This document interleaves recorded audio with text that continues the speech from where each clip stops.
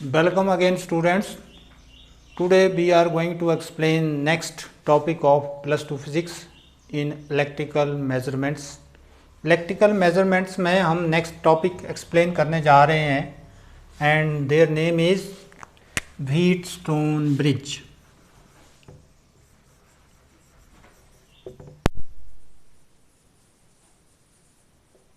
Wheatstone bridge.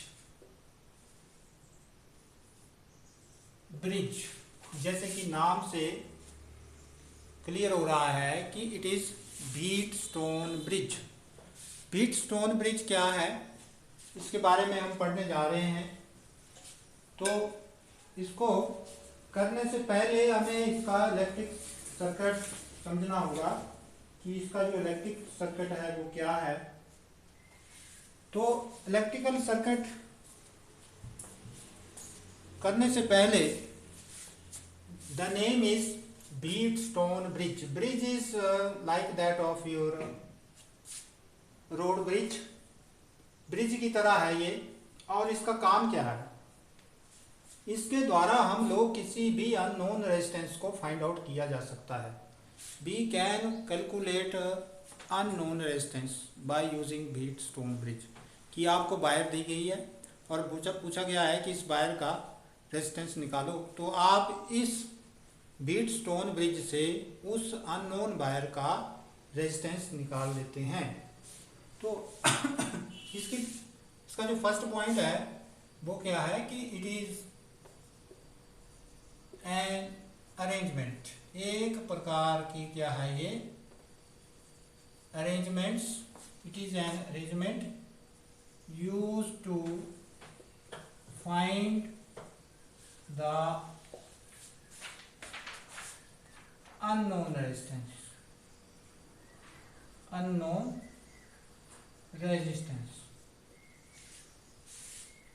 ये एक प्रकार की अरेंजमेंट है और इसके द्वारा हम लोग अननोन रेजिस्टेंस फाइंड आउट करते हैं। और ये ब्रिज की तरह है, इसमें एक ब्रिज होता है। ब्रिज का मतलब, ब्रिज क्या है, ब्रिज की जिसकी एक साइड भी और दूसरी साइड भी बराबर हो वो ब्रिज है। अंडरस्टैंड कि आप लोग गाड़ी को ले जा रहे हैं ब्रिज के आर पार, तो उसके ए साइड भी गाड़ी का वेट बीयरिंग कैपेसिटी 10 टन की होनी चाहिए और दूसरी साइड भी 10 टन की होनी चाहिए। That is the bridge. Means they will try to balance the situations. So here is the case that Wheatstone bridge is used to find the unknown resistance. So first of all, its circuit is like that of that we have a 4 resistances. This is known resistance and this is also known resistance and this is variable resistance. This is but a variable resistance. This is Q, this is R, and here is this is a unknown resistance. ये unknown resistance है। X जो है unknown resistance है। अब A point है, B point है, C point है और D पॉइंट है। अब ये पॉइंट और C पॉइंट, इन दोनों के बीच में हमने बैटरी लगाई। ये बैटरी, ये ए पॉइंट और इन के बीच में हमने की लगाई और यहाँ पर इसको हमने मिला दिया। अगर सर्किट को ऑन करना है तो हमें की को प्रेस करना पड़ेगा। अब current is flowing from positive to negative, positive से नेगेटिव की तरफ फ्लो करेगा।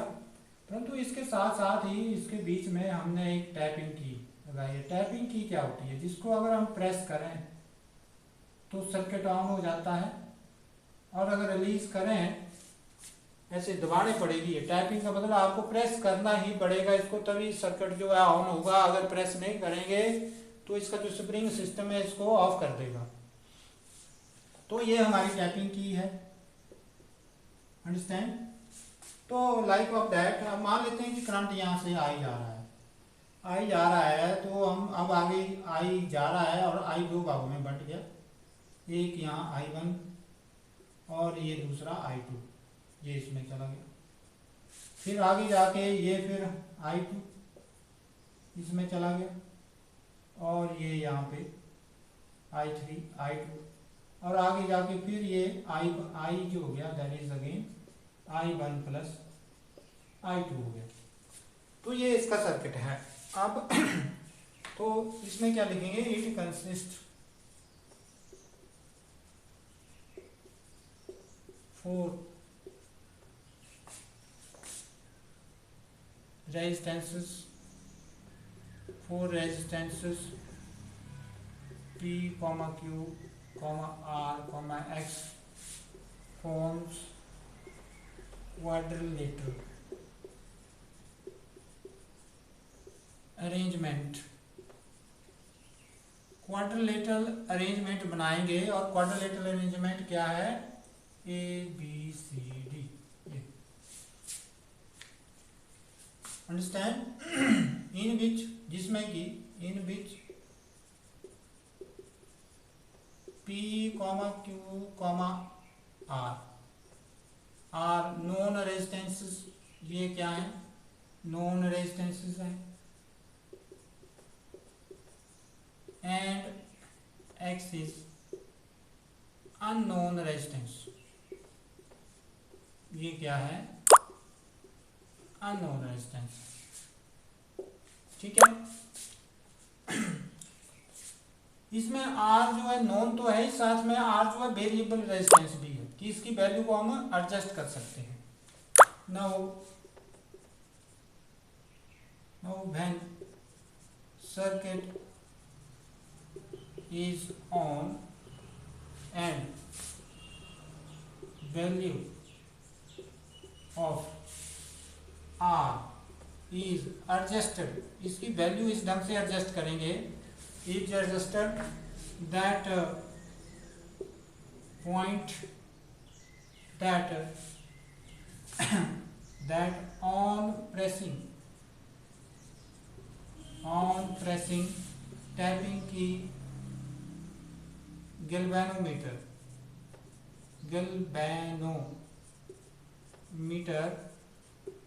G will not show any deflection. Galvanometer जो है किसी प्रकार की डिफ्लेक्शन शो नहीं करेगा। वो आ रही बात समझ में? तो इस प्रकार से गैल्वेनोमीटर किसी भी प्रकार की डिफ्लेक्शन शो नहीं करेगा। तो अगर गैल्वेनोमीटर किसी भी प्रकार की डिफ्लेक्शन शो नहीं कर रहा है तो देन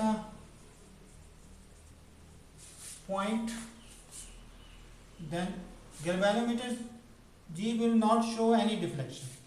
गैल्वेनोमीटर किसी भी प्रकार की डिफ्लेक्शन शो नहीं करेगा और पॉइंट बी और डी जो है सेम पोटेंशियल्स के ऊपर होंगे।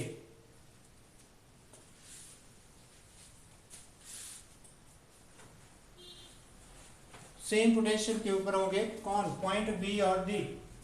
अगर सेम पोटेंशियल के ऊपर पॉइंट बी और सेम पोटेंशियल के ऊपर एक पॉइंट डी है तो उस केस में करंट फ्लो नहीं करेगा, क्योंकि जब दो पॉइंट्स के बीच में पोटेंशियल सेम होता है तो पोटेंशियल डिफरेंस जीरो होता है, और जब बी जीरो है तो आई भी जीरो हो जाएगा। तो इस केस में galvanometer value of R is adjusted that on pressing the tapping key galvanometer G will not show any deflection, then bridge is balanced। तब क्या होगा, bridge is balanced, bridge क्या हो जाएगा, balanced means potential at point B is equal to potential at point D। तो इस case में हमारे पास क्या होगा, P upon Q is equal to R upon X। Ratios of respective arms, ये जो आर्म्स हैं रेशियोज, ये एक दूसरे के बराबर हो जाएंगे और इस ढंग से हम x की वैल्यू फाइंड आउट कर लेंगे। x is equal to R Q upon P, इस ढंग से। ये है इसका प्रिंसिपल कि it is an arrangement use to find the unknown resistance, it consist 4 resistances P Q R X, इसके 4 रेजिस्टेंसेस हैं और एक प्रकार के अरेंजमेंट फॉर्म कर रहे हैं ABCD पी क्यू आर है। आर जो है नोन रेजिस्टेंसेस हैं, P Q are known resistances हैं, एक्स जो है नोन रेजिस्टेंस है। और know when the circuit is on, जब सर्किट को ऑन किया जाता है, की को प्रेस किया, की को इंसर्ट किया जाता है और टैब की को प्रेस किया जाता है और वैल्यू आर, यहाँ रेजिस्टेंस बॉक्स होगा, यहाँ से रेजिस्टेंस हम इस ढंग से निकालेंगे कि वैल्यू ऑफ आर जो है वो इस ढंग से, जैसे 1 ओम का है, 2 ओम का है, तो इस ढंग से हम यहाँ से रेजिस्टेंस निकालेंगे और टैपिंग की को प्रेस करेंगे और गैल्वेनोमीटर जिस रेजिस्टेंस के ऊपर गैल्वेनोमीटर डिफ्लेक्शन शो नहीं करेगा वो जो होगा वो क्या होगा, बैलेंस पॉइंट होगा। और उस पॉइंट के ऊपर हम पी और क्यू की वैल्यू हमें पता है, आर की भी वैल्यू पता है, एक्स की हमने निकालनी है और ब्रिज जो है बैलेंस होगा उस पॉइंट के ऊपर, तो एक्स की हम वैल्यू निकाल लेंगे। तो this is here, this is the principle of Wheatstone bridge. Stone bridge, ये व्हीटस्टोन ब्रिज का प्रिंसिपल है। अब हम इसको एक्सप्लेन करने जा रहे हैं, डेरिवेशंस इसकी, इसको ड्राइव कैसे करना है। तो डेरिवेशंस में जैसे यही सर्किट है,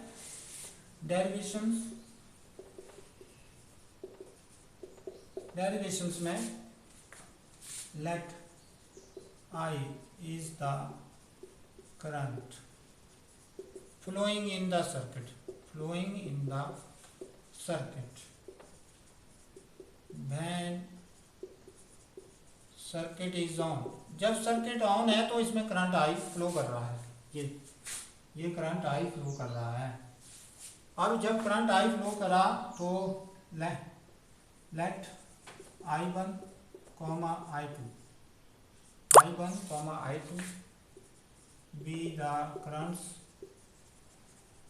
flowing, इसमें flowing करेंगे, flowing through P, R, flowing through किसमें, P, Q and R, X. Let I be the current flowing in the circuit when the circuit is on. Let I1, I2 be current flowing through P, Q and R, X. अब क्या है कि value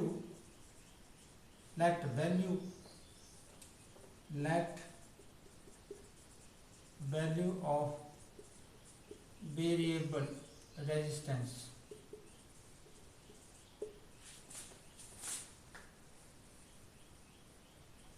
resistance, R is adjusted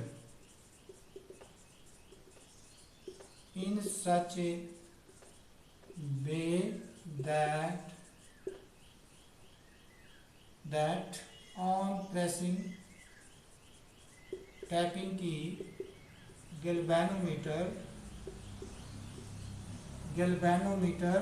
G shows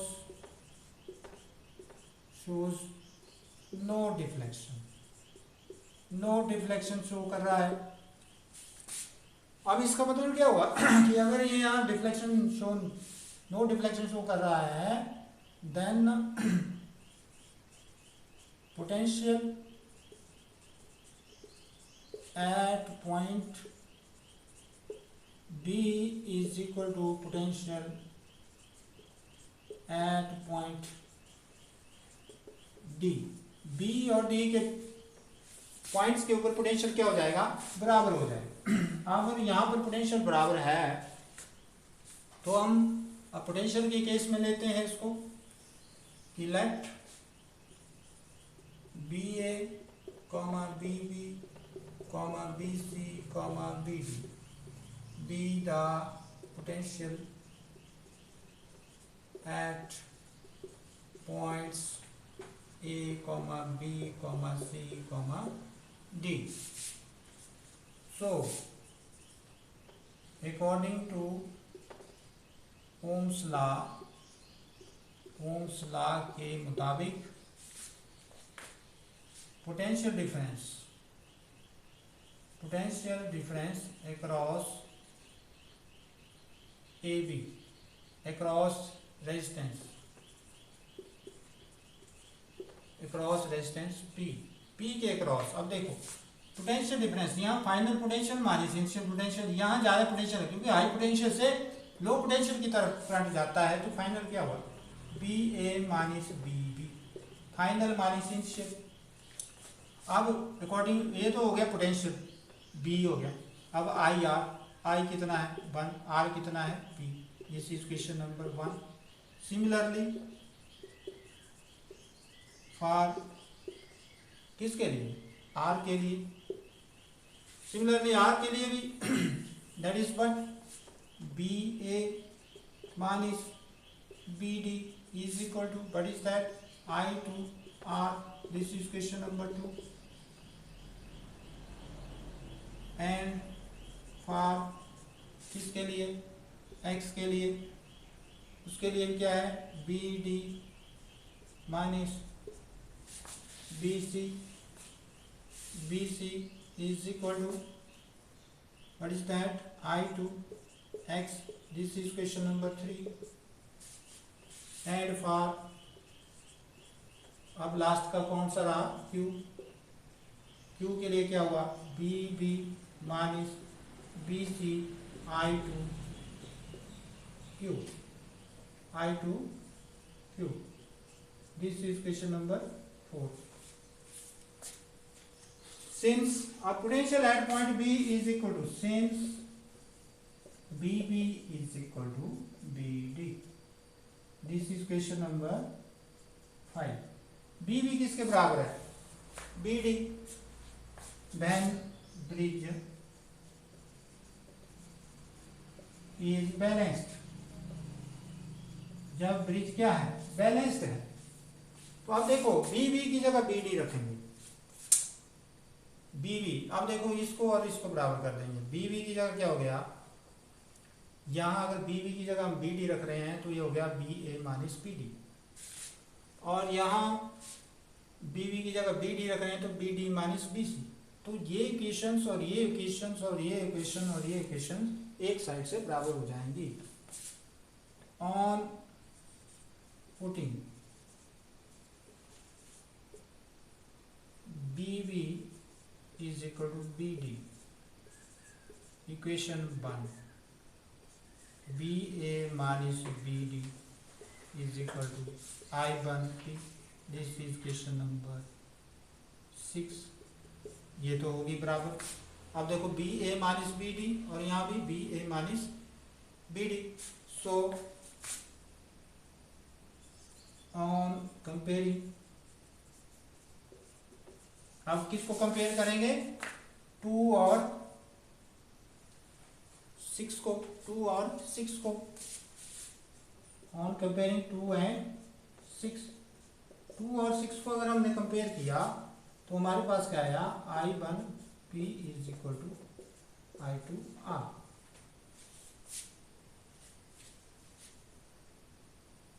ये देखो A B B D minus B D I2R I1P, तो इसको हम I1P is equal to I2R हो गया। दिस इज क्वेश्चन नंबर 7 होगी। अब देखो नेक्स्ट, अब कौन सा है जिसमें हम बी डी के बराबर रख सकते हैं, बी डी के बराबर रख सकते हैं। Question 4 also, equation 4 can be written by using क्या BB is equal to BD, तो BB की जगह क्या कर दिया BD minus BC is equal to I2Q। now this is question number 6, 7 and this is what 8, ये 8 हुई। अब ये देखो 8 हो चुकी है हमारे पास। अब यहाँ देखो B D minus B C is equal to I2X, question number 3, and question number 8. On comparing question 3 and 8, on comparing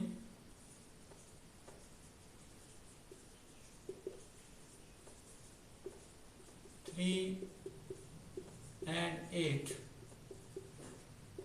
3 और 8 को अगर हम कंपेयर कर रहे हैं तो 3 हमारे पास ये है, that is but I2 Q is equal to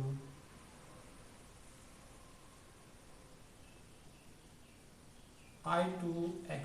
I2x, this is but I2x, and this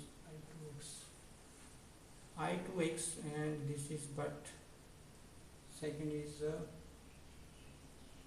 B. यहाँ बन यहाँ बन होगा ये I1Q. So I2x is equal to I1Q. Yeah, you can say that I1Q is equal to I2x. Now this is question number 8. यहाँ I1 होगा क्योंकि ये I1 जो है वो I1 किस में जा रहा है, Q में जा रहा है, I1 Q में जा रहा है, इसलिए I1 Q का करंट है. अब next, on dividing equation 7 by 8 we have, हमारे पास क्या आया, that is I1P is equal to I1P upon I1Q is equal to,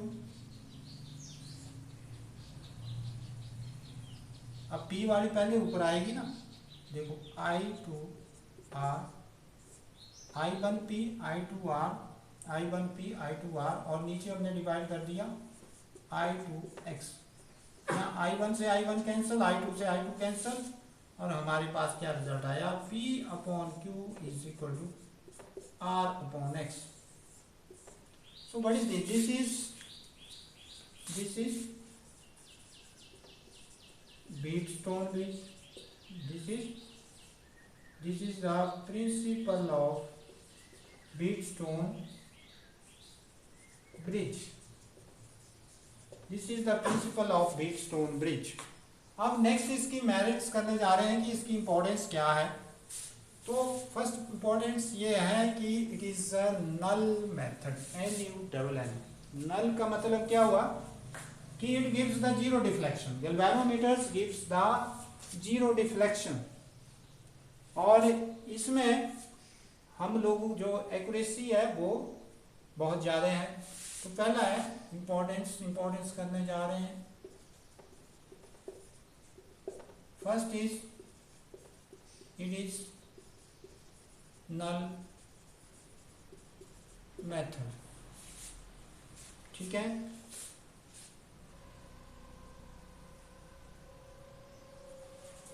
and have maximum accuracy of measurements. Maximum accuracy है किसकी, मापन की. दूसरा पॉइंट है it does not involve any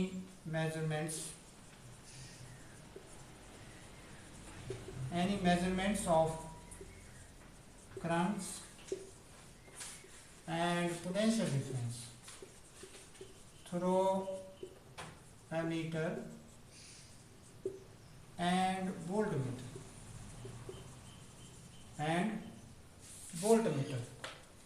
because